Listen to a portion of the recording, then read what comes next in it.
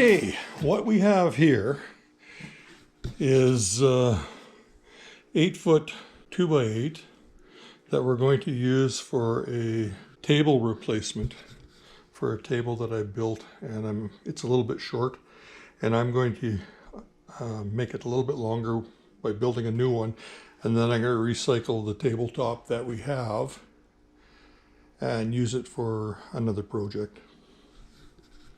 So let's get going.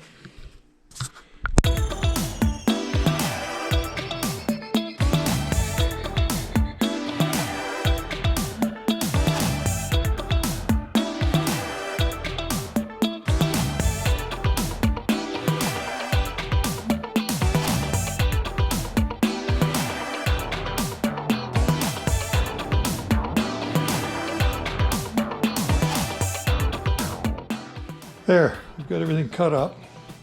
It's a little wider than I need it to be. 37 was my number by 60, and we're there. We've got quite a wow there, a bit of a wow there. So I've got the amount I need to run that through the jointer and joint all of these, and then also take the wow out of that one, run it through the table saw, get it to where I need it. I can go as low as 36. I'd like to be around 37, but it's not the end of the world. It's going to be flattened. I've got to flatten it a bit. As with all SPF lumber, there's a bit of a crown or cup in each one. This one here, it's been in the shop for probably a year or two. These ones here are fairly new. Fairly tight grain on that one. But that's what I'm going to use. This isn't historic Chippendale furniture. It's antiqued, rustic, barn door style furniture. It's used for everyday use, painting on when the kids are around, doing crafts, that kind of stuff. Pretty durable. The table we've got's a few years old, no issues with it. A couple of my children and their families have the same type of table. It's simple, inexpensive. I think this whole thing cost me, even at the price today, I think it cost me under $50. That's pretty cheap for a tabletop, 1.5 thick. Sure, I gotta account for my hours and stuff like that, but that's all part and parcel.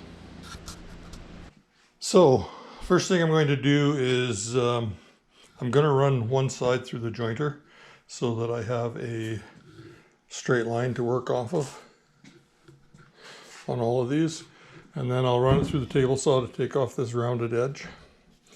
I'll kind of be putting it back in, as you'll see, as I antique this or distress it.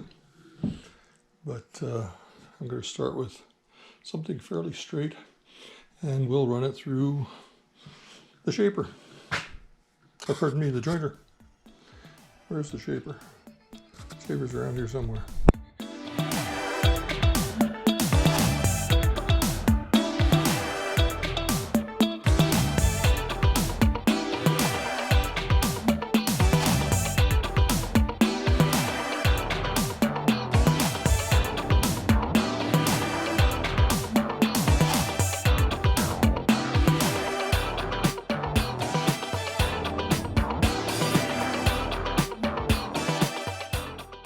This is what we ended up with. Nice straight lines. This one here is actually got a twist in it. I may have to split that one in half and get that twist out of it. If I run it through the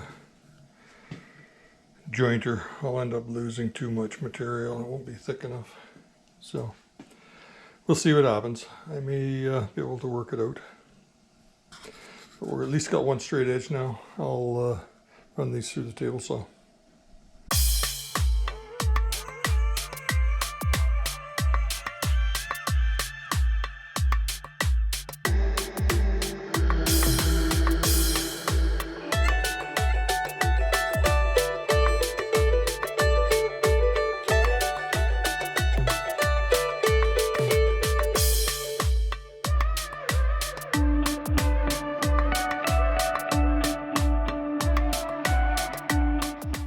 There we go.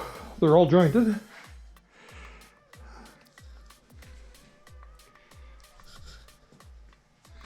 I ended up with 60 by 36. There. And that's what we're working with. Glue up next.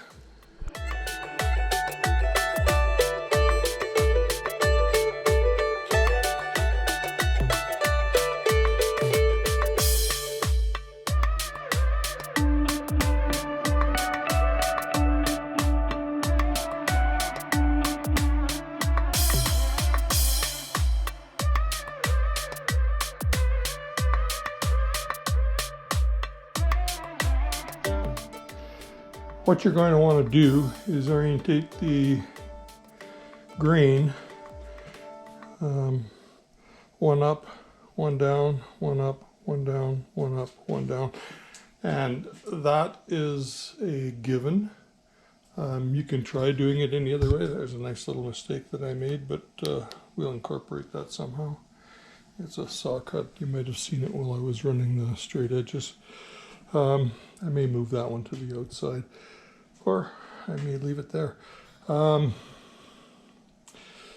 The other tabletop that I'm replacing, somehow I wasn't careful, and I got two of them cupping the same way, probably out of the same board too, and they cup the exact same amount, so my table runs like this and then drops down.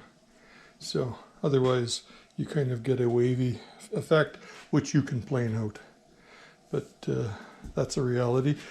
Another option you can do is you can do a breadboard front on this, which I might do. Another thing you can do is do a dado throughout, and then put a tongue into it, cut it off flat, and that'll help keep it straight. There's still going to be a little bit of waviness, but that's a good way to take care of that cupping issues. And that I would suggest half the thickness, or probably ½ inch, 1/3 of the thickness. So do a ½ inch by ½ inch dado, or ½ inch by as deep as you can go dado into there, and then put a tongue in. That tongue, I would probably just attach it in one spot, right in the middle. Just run a dowel through. That doesn't need to be glued into place. The other option is to put a hole that angles, or that is oblong, and that'll allow it to move back and forth, but you can keep it tight. And then that way you can put a couple of fasteners in there. So that's it for now. I'm going to get it glued up, and we'll put you in high speed. This one here, I don't like that. That's wind shake. I think I'm going to put that one down and kind of reverse everything. But we'll see.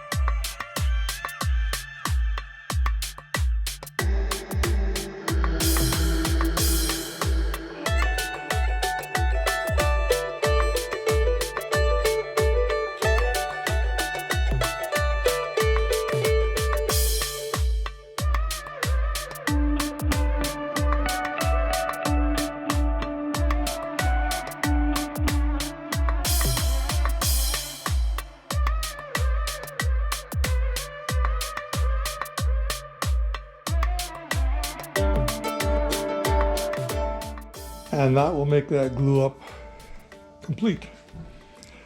We'll let her sit for at least 12 hours, probably overnight, and take it apart, take the clamps off,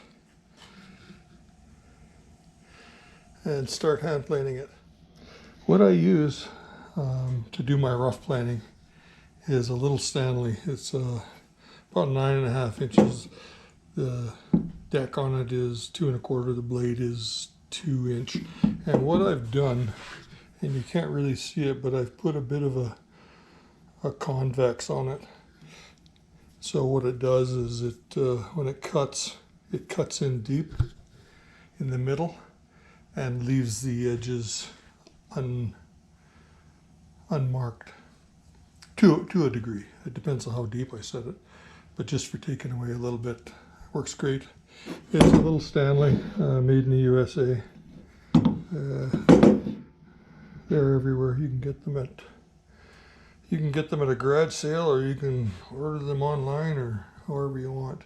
That's the one I use for this. It's pretty. I don't use that for planing anything other than tops like this. It's because of what it is, unless I'm scrubbing up a piece of flooring to match something.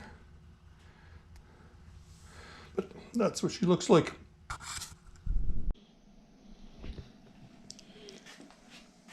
Guess what? We're back. Time to peel off the clamps.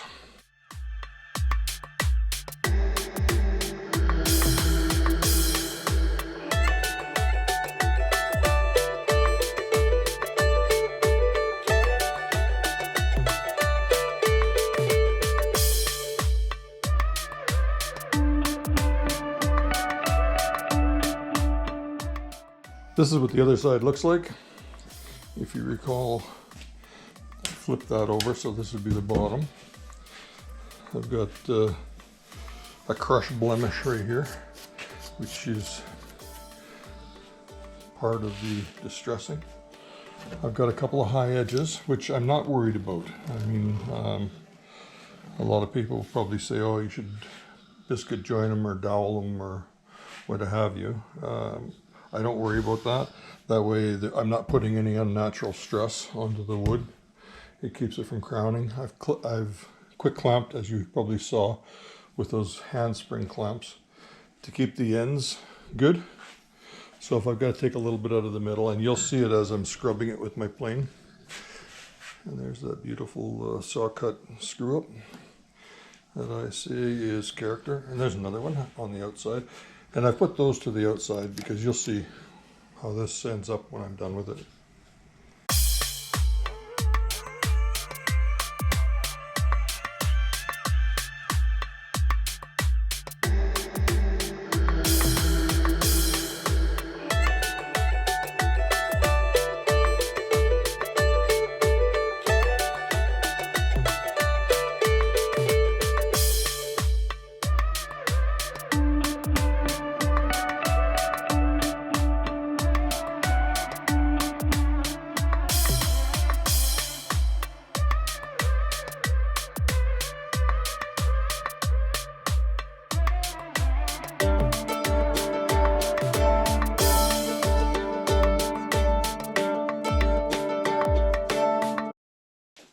Huffing and puffing.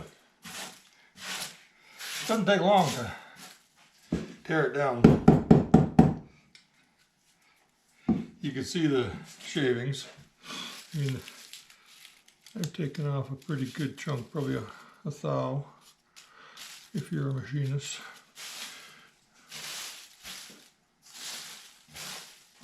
That's just for a couple minutes of hand planing. This one here is a bit of a bear. Knot at the end. And that's probably why it took on the shape that it took on.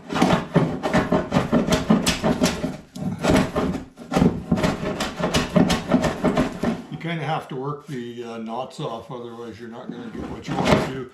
And if you're not sure what I'm doing, I'll show you.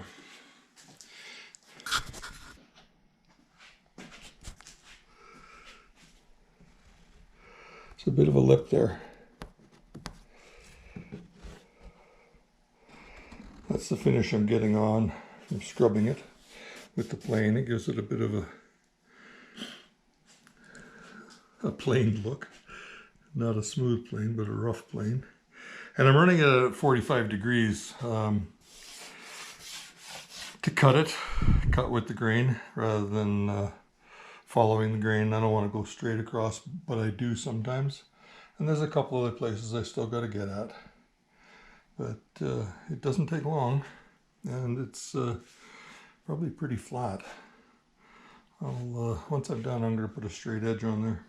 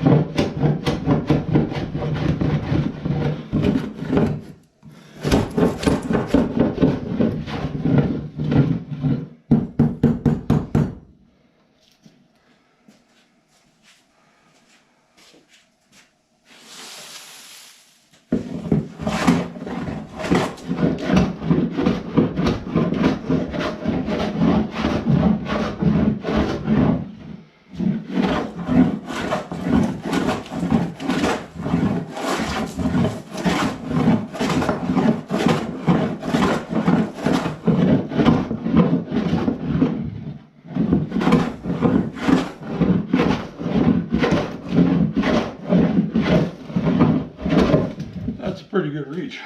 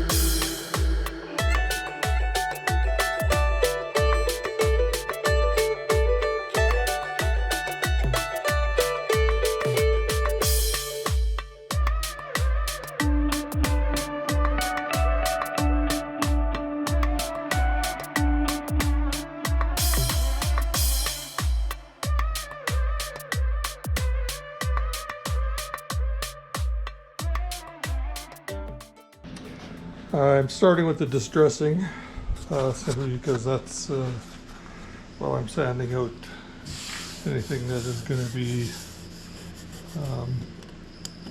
giving us an issue in the final process. The planer marks don't get totally removed. I leave them in, especially anything going cross grain. It gives it a little bit of interest. But this one here was it was crushed from probably forklift or something. But that's what it looks like. You probably saw me put a straight edge on there, and we're really good and straight. I've got a bit of a cup on each end, but that's common and I can deal with that.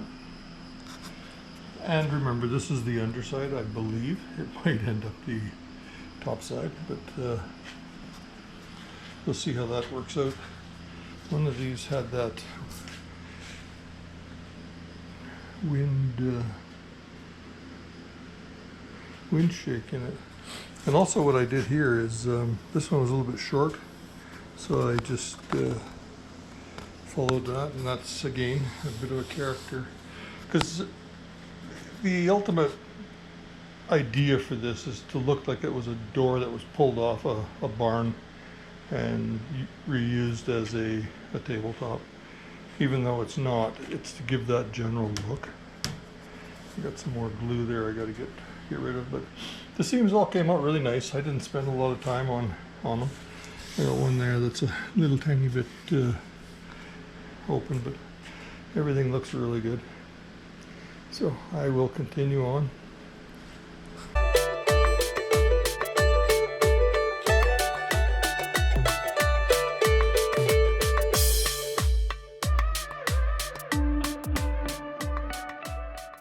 And for those of you who aren't purists and want to use a power machine, which I have no issues with at all,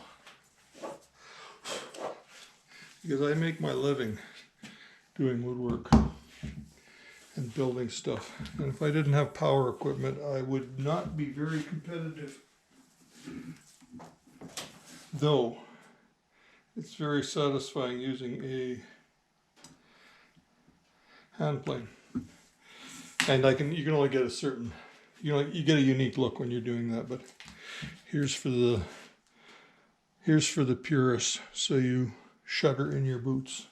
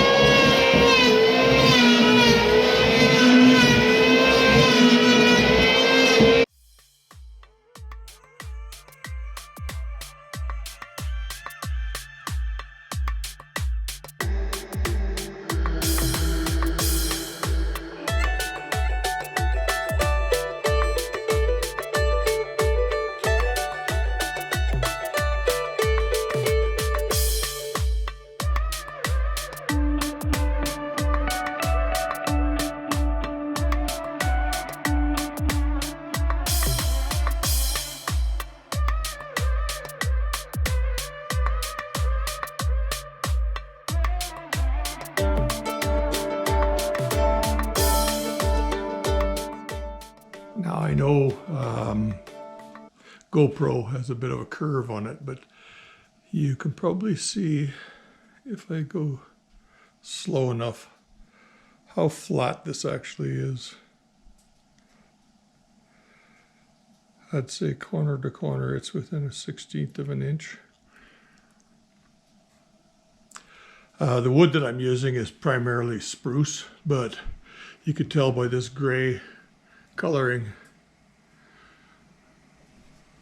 the gray coloring in there, that is pine beetle.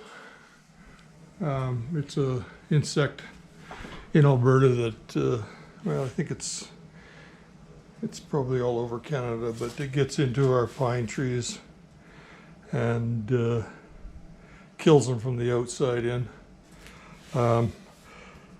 It's something that they do. I don't know, maybe it's their feces, I'm not sure, but it discolors the wood grain to a gray silver color. It doesn't hurt the wood grain, but it does kill the tree. I know out at our cabin, I've taken down probably a half a dozen tall pine trees because of the pine beetle. And once they're down, you got to debark them, and that's a lesson learned for me. I cut them down into 12-foot sections. We were going to, well, we still are. We've debarked them since, but we left them for the season laying in a pile, and the beetles still went in and chewed away on them, which gave it a bit of a look. I'm kind of going to do that same look on the bottoms, or on the end of the table. I'm going to put wormholes in it just to reflect an old piece of wood. But that's kind of what she looks like right now. I think I'm going to make this the bottom. I like the other side better. And I'm going to distress it. You probably saw me hit it with a hammer, stuff like that. I'm going to we'll see. I might be able to get the distressing done in this video. I don't have the tool. I'll look around. I don't think I have the tool I use for making the wormholes, and you'll know what it is as soon as you see it. But I'll show you how I do it, and we'll take it from there. But for now, I think we'll see. I might end the video here. You'll know at the end of the video. Cheers. I think I need to do a shop floor cleanup.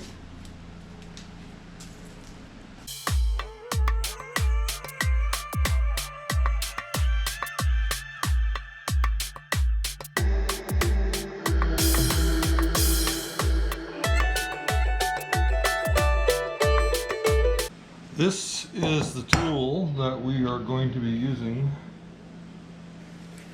for some of the distressing. This happens to be a Lee Valley.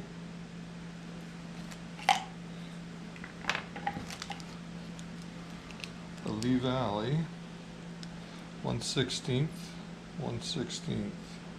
So it's an 1/8 inch, rounded flute bit. Flute. You see that? And I'm just going to put it in my laminate router.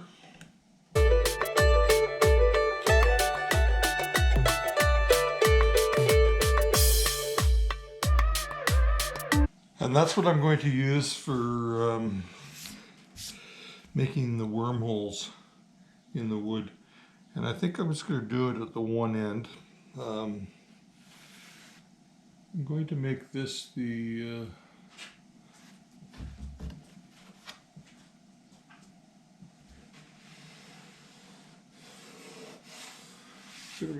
bottom.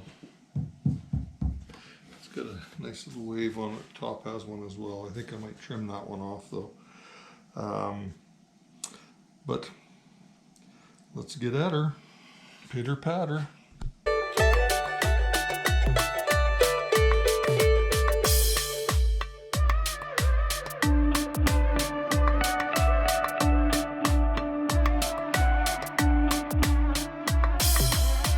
Looks kind of fake right now, but as I work it, we'll make it so that it looks better.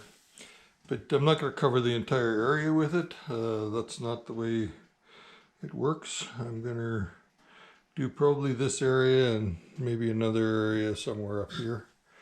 And we'll drill some holes deeper, because what happens is the worm enters into the wood somewhere, let's say here, and it would pop up there and then it would go down. So you'll see them popping in and out.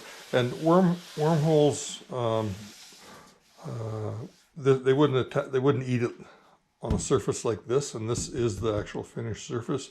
So what my thought pattern is that there was a board that was across here, and I'm going to have to make that, and the worms came in from the bottom. Worms or carpenter ants or what have you came in from the bottom in between the two layers and got in there. And that's that. And then we're going to do some other distressing, and then we'll get on to staining.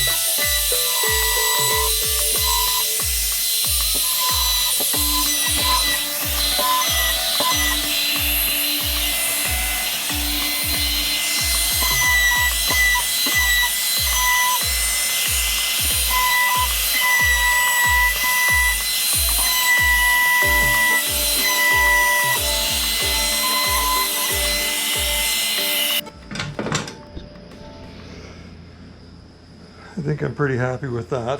I'm going to do a little bit more to it and you'll see why.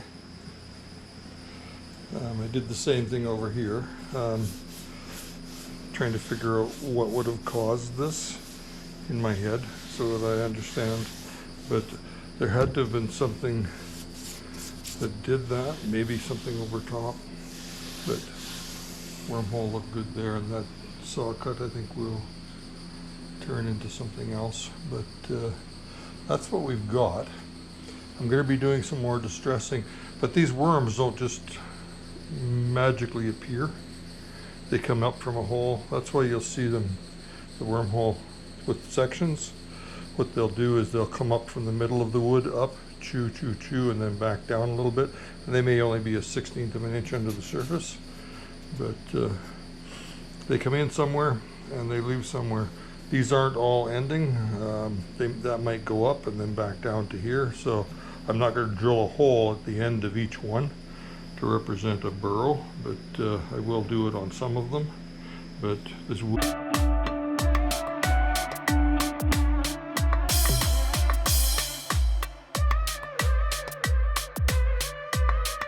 There you go.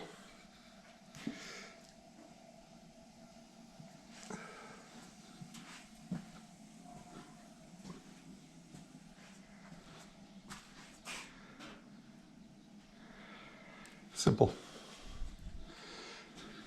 Yeah, it collects dust in it. Yeah, if you're eating crackers on the table, it'll collect them.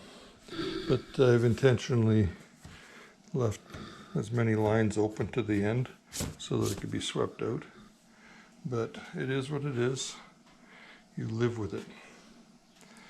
Okay, I got a few other things I got to do to it. I'll leave you on time lapse.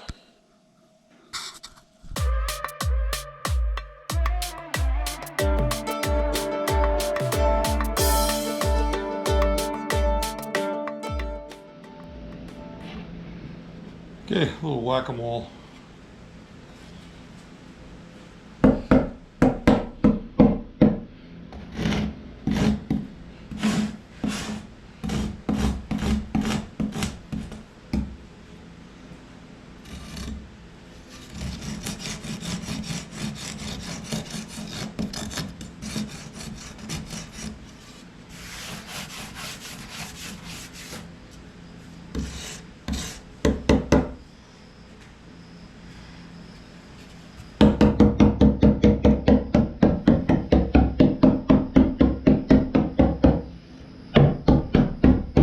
A lot of time went into making this. At least, I don't know, maybe 30 seconds. Yeah, probably 30 seconds. A minute at most. So that's a minute I'll never get back. And there we go.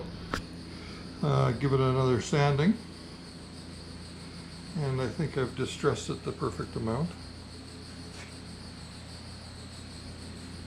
You don't want to chisel the crap out of it. It's supposed to be useful. But the scratches are from anything. Rodents, who knows? Might have been a big bad wolf at the door trying to huff and puff. This, I would, because of the dimensions, I would, I've been calling it a barn door. I'd say more a stable door. I might put a little bit of chewing up at the end here, because horses are notorious for chewing on the tops of their fence rails, and definitely the tops of a stable door. The hardware, there's probably hinge hardware on here. I was originally going to put what resembled the marks for a sliding barn door, but I think what I'm going to do is do gate hardware and maybe a handle hardware drill holes over here that have been repaired. And what all it is I just drill in, I run a wood peg in just to fill the hole. If you see it, you see it when it's stained. If you don't, you don't. But it's all part and parcel of the authenticity of making it have a story. If it has a story, you can create something from it. Otherwise, it's just a bunch of wood screwed together. I think that's the key to it. Okay, let's get at her.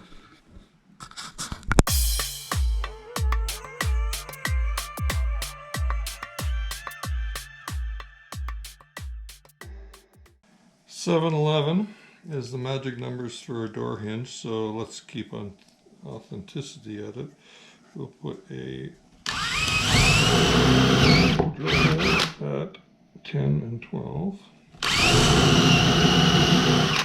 And then because it's a T hinge,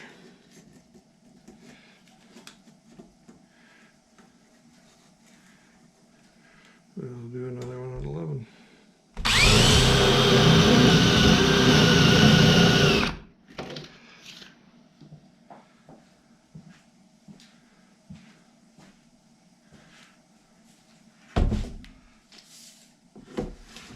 And 7 is the top number, so we'll do it at 8. And 6. Good one.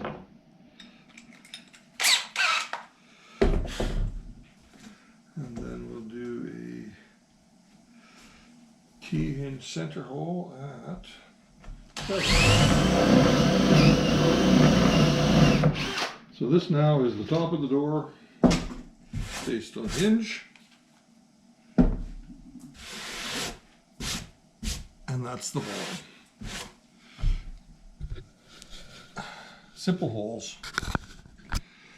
We'll plug them. And I did that one 36 to the center, which is door handle height. And this would be the top. It's a 5 foot, so a little low for a horse, but there's typically a space at the bottom anyway. So it's for a Welsh Shetland cross. It's for a Welsh Shetland cross. It's for a Welsh Shetland cross. Okay, the door's too big now. Round hole, square peg. That's how we roll here. And as always, glue is your friend.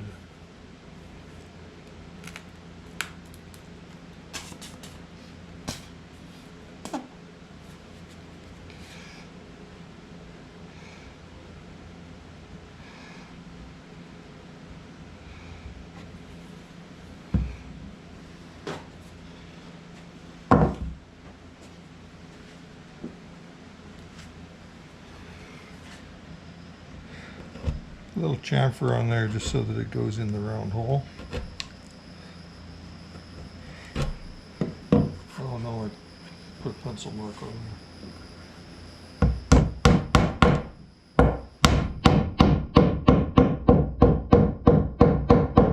Yep, that worked. These were 7/16, the 7/16 brad bit that I used to make the hole. So these are 7/16 as well.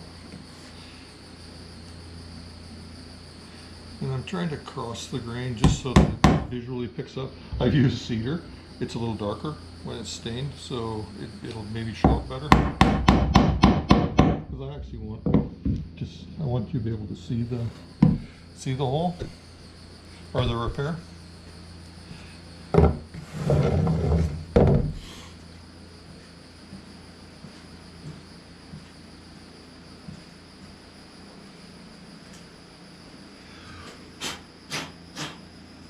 And you got to be careful you don't pound these in so far that you knock a hole in the. And don't put so much damn glue in. And the chamfer helps too. But if you put too much glue in, it will hydraulic its way back out again.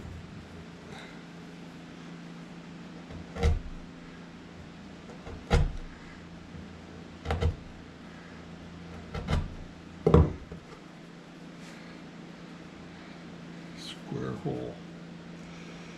Square hole, round peg, square hole. Again, I've crossed the grain with that. And the interesting thing is, or maybe not interesting, but what it does is it creates what looks like a round hole with a, or pardon me, yeah, brain's working good today. It creates what looks like a square hole, and a square peg has been put into it. And clearly it's not.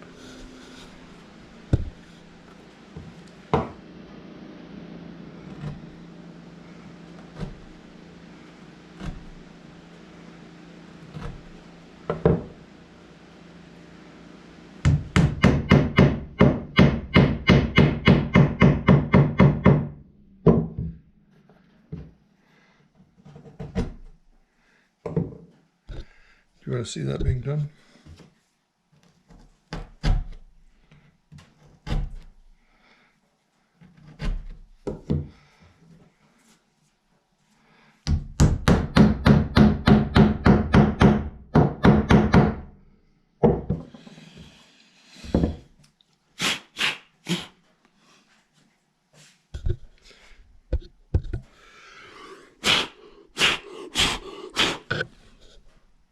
I know you wanted to see that.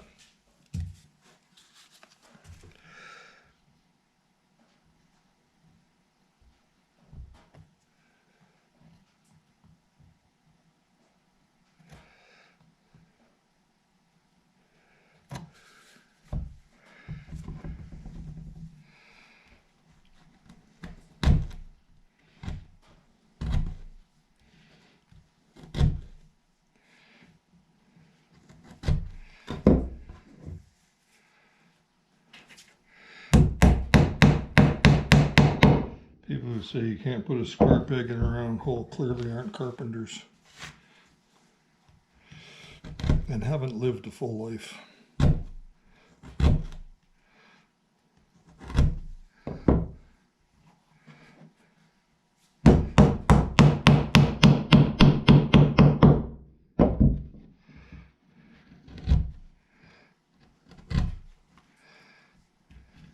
I think there's a wonder how those little freaking marks got there. Gremlins.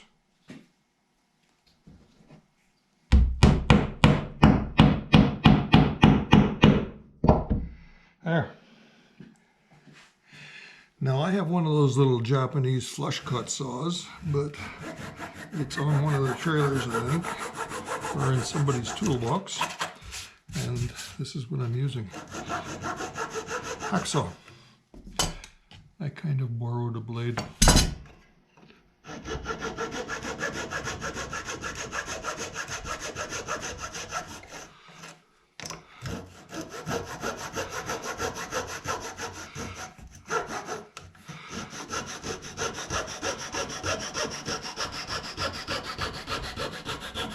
Nice thing about the flush cut saw is the teeth don't stick down on the side, so they don't scratch it, but I can fix that.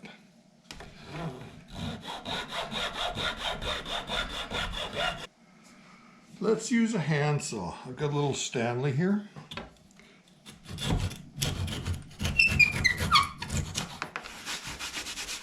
Beauty. Half the time. Quarter of the time.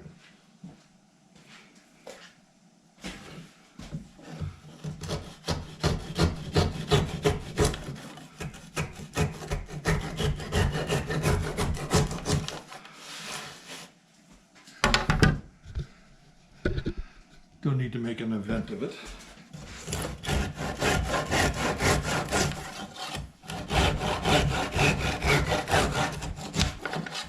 And we'll file these little pieces away for another day. Some of you may be seeing me take the sander out from under there. I've got a holder, but I also have one somewhere here that I just bring up. And that way my sander doesn't take off on me.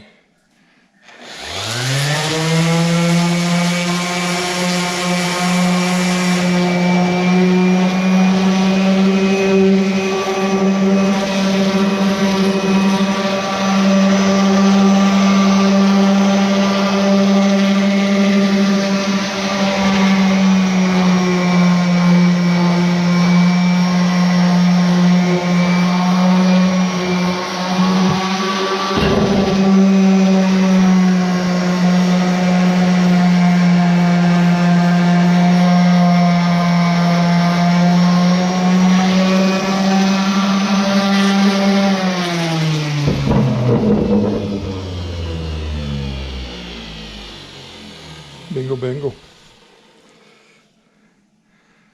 One hinge. One hinge. One hinge. Okay, so it looks like a hinge.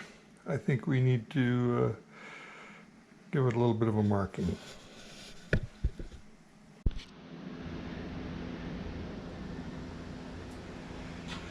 Yes, I know. Ugly hinge. I don't know if you can see that.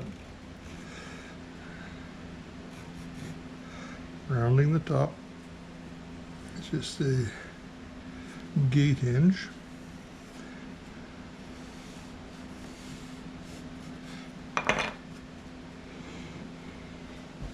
That looks like the right tool for it.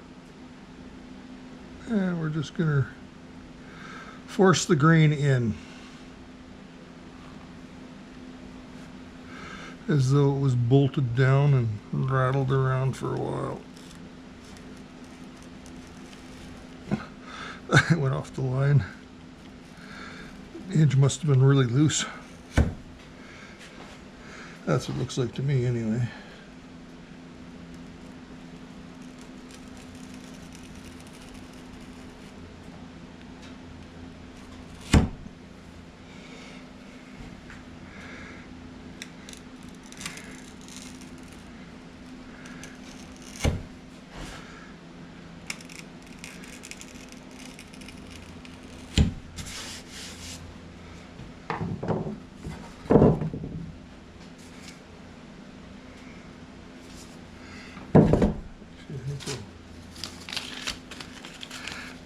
Yeah, I'm sanding a cross grain.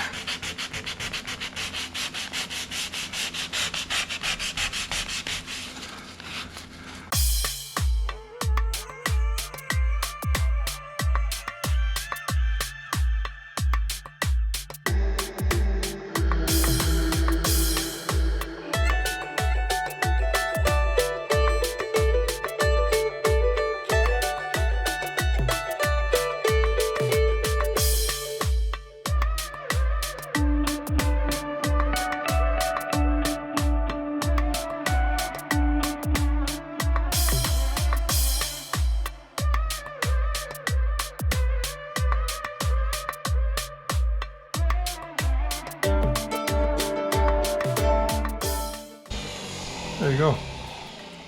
Hinge and hinge. And when that stains, it'll look a little more authentic. And then this one, I don't think we'll get too crazy with.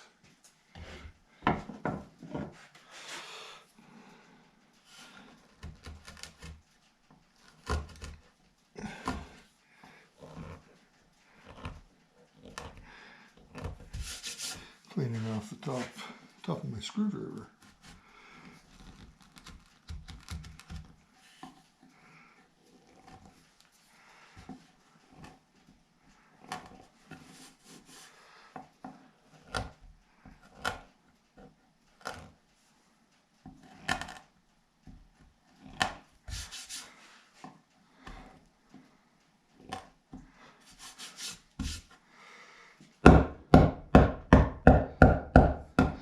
And obviously, if somebody's coming up here with his roping gloves on, his fingernails are sticking through, and he's left-handed apparently. And we'll make some right-handed ones. I don't know if you ever noticed, but cabinet doors and corridors get chewed up by fingernails over a long period of time. So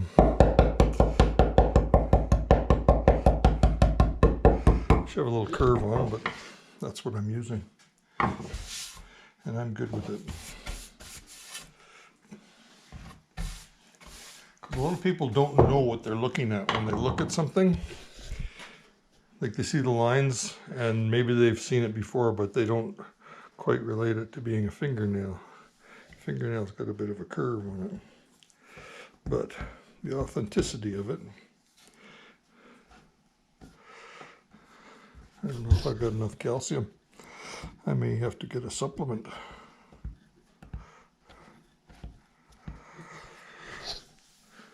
Okay, I think we're ready for spinning this around trimming the, no, I'm gonna do a little bit more work down here with my scrub plane.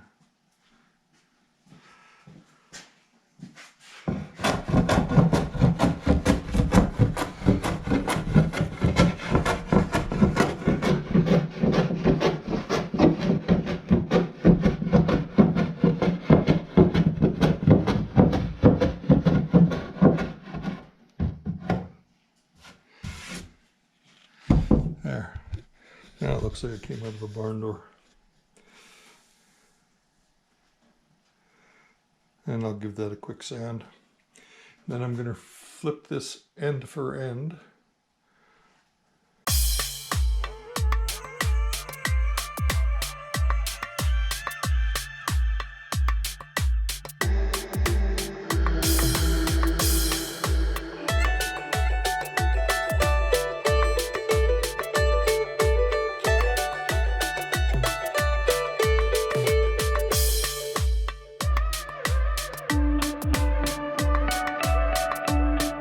Seeing we decided that this was a Shetland pony, Shetland Welsh cross, it didn't do a lot of chewing on the top.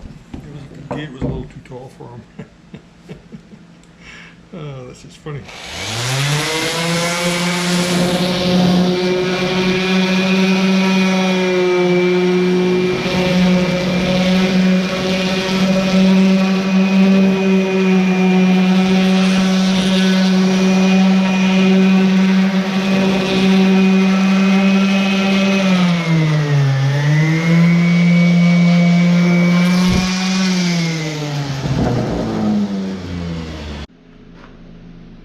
And because this is a new channel, I definitely need some subscribers. So please click on the link to subscribe, hit the notification bells.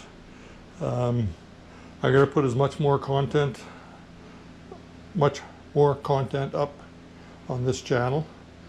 The previous channel, I have two channels. One of them is Blockade Boys, and it's more a home renovations channel. I do this kind of stuff in the past on there, but what I've done is I've actually pulled it down, and I'm going to put it up on this because it's a little confusing if I'm talking to a customer and send them to a link and oddball things like boat repairs and truck repairs and furniture builds come up on it. But this is primarily furniture, this type of thing. Not furniture per se. I've got a log post and beam shed that we're building out at the cottage, out at the cabin, out at the lake. And that will probably end up on this channel. With it being a building idea, it may end up on Blockade Boys channel. And the reason that the name Blockade Boys is Blockade is our business name, and Boys was just because it was kind of cool. We are boys. Boys is spelled with a Z rather than an S. But this is the type of content you're going to see on here. I've done wall units, I've done sliding barn doors, and I may post them at the beginning of the this video, so you get a bit of a taste of what I do. I do other type of builds as well. I may have noted in here, we did some toolboxes about 20 years ago for employees. This is one of mine that I've kept. I've got another one over here, but damn, it's a mess in here. I've got another one in over here. It's a little smaller. I use it for door hinges and whatnot, and I did that video. I think I released that video. That might be the first video on this channel. So anyways, like and subscribe. Thank you very much.